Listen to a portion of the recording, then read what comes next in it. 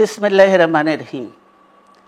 প্রিয় নেতৃবৃন্দ, সহকর্মীবৃন্দ, সকল শরণার্থীগণ, আসসালামু আলাইকুম। প্রতি বছর মে মাসের এই দিনটি আমাদের পরিবারে আসে এক বেদনা বিধুর স্মৃতি নিয়ে।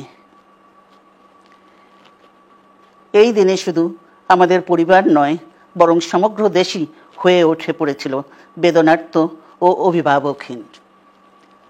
আমাদের প্রিয় মাতৃভূমি বাংলাদেশের জন্মের সাথে জড়িয়ে থাকা এক অবিচ্ছেদ্য নাম শহীদ প্রেসিডেন্ট জিয়াউর রহমান, যে চট্টগ্রাম থেকে স্বাধীনতার ঘোষণা করে তিনি এ দেশের সাথে তার নাম অবিচ্ছেদ্য করেছিলেন।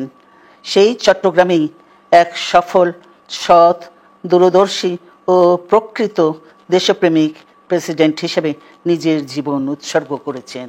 এদেশে গণতন্ত্র, স্বাধীনতা, সংবাদপত্র ও বিচার বিভাগের স্বাধীনতা, স্বনির্ভরতা ও উন্নয়ন এবং নিজস্ব জাতীয়তাবাদ সৃষ্টির অনন্য রূপকার শহীদ জিয়া, যে গণতন্ত্র প্রতিষ্ঠা আর সার্বভৌমত্ব রক্ষার লড়াইয়ে তিনি শাহাদাত বরণ করেছেন, সেই গণতন্ত্র নিরবচ্ছিন্ন যাত্রা আজও বাধাগ্রস্ত হচ্ছে প্রতি পদে পদে। খুব শীঘ্রই আমরা বাংলাদেশকে গণতন্ত্রে পুনঃপ্রতিষ্ঠিত দেখতে পাব।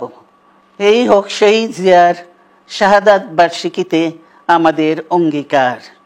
এই লক্ষ্যে সুশৃঙ্খলভাবে এগিয়ে চলার জন্য আমি বিএনপির সকল পর্যায়ের নেতা কর্মী ও দেশবাসীর প্রতি আহ্বান জানাচ্ছি।